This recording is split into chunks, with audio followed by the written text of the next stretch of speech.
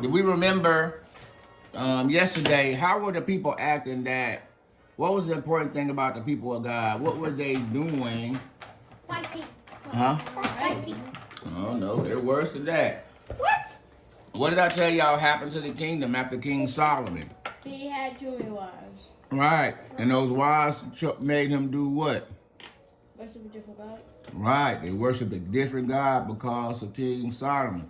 And what's going to happen as a result of the king rejecting God? The people will get punished and driven from the promised land. Do you understand? Because when you reject God, then you reject his promises too. So when you reject God, you reject all the good stuff. And so living in safety in the land of abundance, you also get rid of when you reject God, which is what has happened to the people. Right. Now, our next person in our story, that we're in our Advent story, I don't know why. Too loud. Yep, she's fine. She'll go to the bathroom when she's got to go. All right, guys. Our next guy we're going to listen to is about a prophet named Elijah. Elijah. Now, Elijah is kind of like Samuel or Moses. He is a prophet of God, and God is going to tell him to deliver a message to the people. Now, the people have gotten so wicked, they have replaced God with a new God. Again? Wait, don't you mean the king? Oh no, they're even worse now. They're worshiping a God named Baal. Baal. B-A-A-L, Baal. They said, we don't want Yahweh Elohim. We want Baal. That's the same God that everybody else has. And the problem now, I want y'all to understand, God punished the people for not following him. And so part of their punishment was all their land that was blessed, all the stuff wasn't blessed no more. They looked around and it was like, how is our life so hard and our neighbors' lives are so good? And they said, well, the neighbors, they have a different God. Their God is named Baal.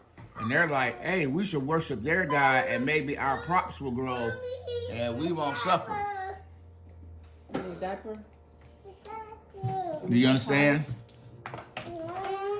And so, here comes Elijah, prophet of God. The people are so wicked that, remember, there was one Moses, there was one Samuel. You understand? There was one high priest. There was one God. But the people were so wicked, they had 400 prophets for Baal, that God. It was 400. So one day God says, hey man, I'm tired of watching this. I'm going to send my God to get everybody back in line and get these people to listen. Okay? And so, I need y'all to imagine in y'all's mind an arena and a showdown. Just like with Moses, with the magicians in Egypt, they go something like that. Can y'all imagine it? Remember when they had the battle with the snakes and all that? Think of it like this. But instead of being in Egypt, they're in the promised land doing this. That's how bad it is. They're in the whole promised land with new God. So God is like, hey, we got to wake these people up. Elijah shows up and says, hey, what y'all are doing are wrong worshiping these gods. Y'all need to worship Yahweh Elohim alone. It's like, man, who's this Yahweh Elohim? We don't believe you. He's like, okay, let's have a competition. You go get a bull. Let's say Ezra, you're on team Baal, and Asher's on team Yahweh. And so he says, Ezra, we'll get a bull. We'll both get bulls. And then we will cut them up and kill them and put them on a pile of wood. And you call on Baal, you and all your friends, and me by myself. I'll call on Yahweh. And whoever bull gets burnt up, we would know whose God is real. Okay? Now, everybody's excited. It's like, so the arena is full. Everybody's cheering. And then Ezra and his friends, the prophets of Baal, start the chant. Baal, Baal, listen, Baal, Baal. And the whole crowd goes, Baal, Baal, Baal, Baal. And everybody's like, Baal, Baal, Baal, Baal. Ah! And they're screaming for Baal, come down, we need you. Guess what happened? Guess what happened? Yes, come. And they go even more crazy. Ah! And they're tearing their shirts off. They're cutting themselves. They're doing everything. Come to us. We need you. That's hilarious. They can't do nothing. Now, at some point in this story, now I'm going to mix it up, but this is how ridiculous it gets. Baal's not coming. Team Yahweh, Asher says, watch this. Hey, man, go pour some water on my bull, like extra water. Just rinse it up with water. Now, Team Yahweh bull is like Invincible Hit Girl. You know, is now he's at a disadvantage because his bull is wet. Remember, the game is whoever sets the pile of dead bull on fire first wins. That's the name of the game. And now, Asher has made his bull wet. He's gonna make it harder for his God. He's like, bow, bow, bow, bow. And then Asher walks up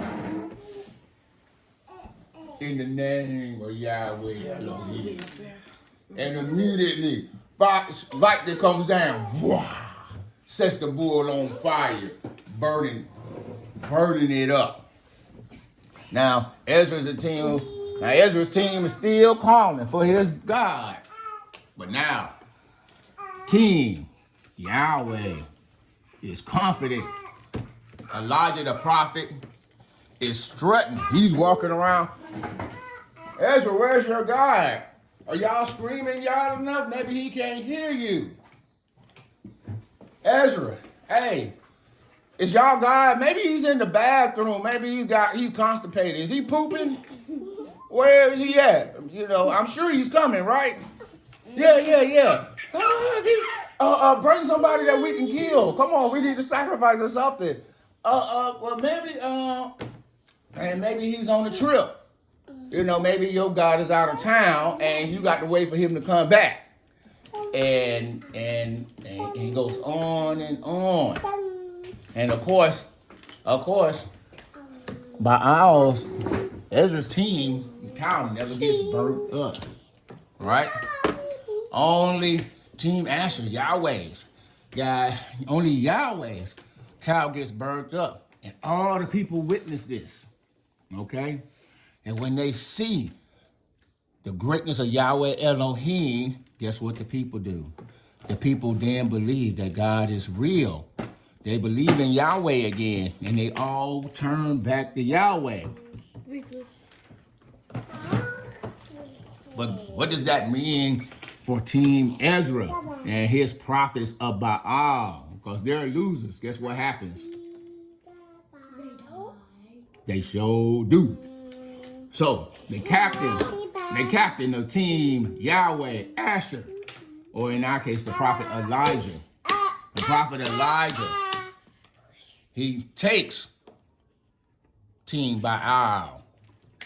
He takes their prophets, all 4 of them, with the help of the people. He takes them out of the camp and he kills them all himself. He takes his sword, he kills them all in the name of God. And the people are very afraid and they believe in God. Because, and of course, they ain't messing with the prophet Elijah because they know that Prophet Elijah has God on his side. Unfortunately, though, that doesn't make the prophet Elijah very popular. Because guess what? The king of Israel, his heart was not with Yahweh. His heart was with his wife, whose name was Jezebel, and her God. And Jezebel, his wicked wife that served another God, that got him to serve another God, like what happened to Solomon. They had his heart turned, and so she was mad. The queen was mad because the prophet Elijah killed King Baal and all of her people. And so the queen back in the capital says she hears that Yahweh Elohim and his prophet have won. And she says, off with his head. Kill him. And then she sends assassins to come and get him. What are assassins? And she sent a group of people to go kill the prophet of Yahweh Elohim. And the prophet Elijah gets so saddened that he is by himself and he has to live away with no friends. And he was like, oh, I've come to follow you, God, and I'm the only one by myself, and everybody hates me, and I got no friends. And then God comes to him in the dream. He sends his angel. It's like, fool, you think you're the only one? He's like, yeah, they ain't got no friends. He's like, there's a whole bunch of them. You're not the only one who obeys me, okay? All right, there's more people in here that obeys me. You're not by yourself. You will be fine. And he would be fine. And what happens, but who's not fine is the queen. The queen and her wickedness, God sends an army against the queen and king of Israel. And they get to fighting and they lose. And it gets so bad that I want to say when the castle was breached and the people run in there, the queen is trapped in her room. And there was no way out except the window at the top of the tower. While being attacked, she's looking out the window. She falls from the window to the ground, way down, and died and splat on the ground. The queen. But She died? Oh, come on! No, I can survive that! Not only does she die, the dogs in the street where they're hungry because there's no food come to and eat the queen by the right there. Her and all her fine clothes, and they chew her up. And that is the end of Jezebel. But the most important thing is, after this great display, the people now are turning back to God. And then God is going to bless them for their obedience. What is your question, Hadassah? Dogs devoured him. The person when the person that was one. Huh? What? The person that was one, I would have been his friend. Maybe. But people didn't like him. Imagine everybody's living the way they want to, and then this man shows up talking about, hey, what y'all doing is wrong. And Hadassah said, hey, I like my life. My life is great. And he's like, hey, you're serving the wrong God and it's wicked. And he's like, prove it. And then he does. And some people are like, hey, I don't like it that y'all have turned us away from the God. I like serving Baal. I like doing what I want to do. Yahweh Elohim says I have to love my neighbor. I have to not take advantage of them. I got to not take their stuff. It's still their stuff. But Baal says I can do these things and it's right. And I like the way I was living. And so if you was one of those people, Hadassah, making bad decisions and liking it, then you wouldn't have liked Elijah saying you were wrong. And so Elijah wasn't popular. It wasn't popular because he told the people they were wrong and that they needed to turn to God. And a lot of people died. Remember, Team Elijah had 400 people. But those 400 people had families. You understand? And what do you think is going to happen when your dad, who's a prophet of Baal, gets killed by Elijah? You're not going to like Elijah. We ain't going to be friends when I see him. He killed my daddy, and I'm going to kill him. You understand? No. And so, Baby, no to her. She's gonna step all over me. when you're following God like that, you're not going to always make friends because your life testifies to the wickedness of the people around you, and they don't like that.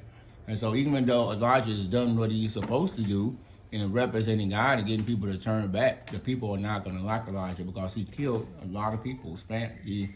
He messed up a lot of people's families and in the way a lot of people live. You understand? And even though they turn themselves back to God, they're still going to hold Elijah responsible for killing their family. And that's why he's on the run. You understand? And so sometimes being obedient to God is difficult because the world around you doesn't want to do that. And when you question them about it, they're going to say there's something wrong with you. We will see that when we get to Jesus. He spends a lot of time telling people about how their living is wrong. But the people do not rejoice and say, hey, we're going to do what's right. They say, we're going to kill you. We're not going to turn to God. We're living just fine here without him. As a matter of fact, we're going to take you out. We don't need you or your God. You understand? And so in Elijah is people turning. Remember, with Solomon was the start of the downfall. You know, he's going to worship other gods, and God says, hey, the kingdom's going to get lost. And when we get to Elijah some years later, the people have not only walked away from God in disobedience, they decided to replace God with a new God named Baal. Elijah is going to come and remind them, do this great competition, that who the real God is. And he's going to kill all the people that were leading Israel astray and making them sin and do wrong.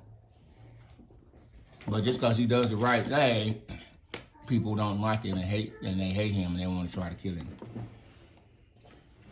But then tomorrow, we'll see what will happen. Because do you think they continue to follow directions after all of that? No. Nope. And God is going to have to punish them again, even worse. And that's when we get to the story of Daniel.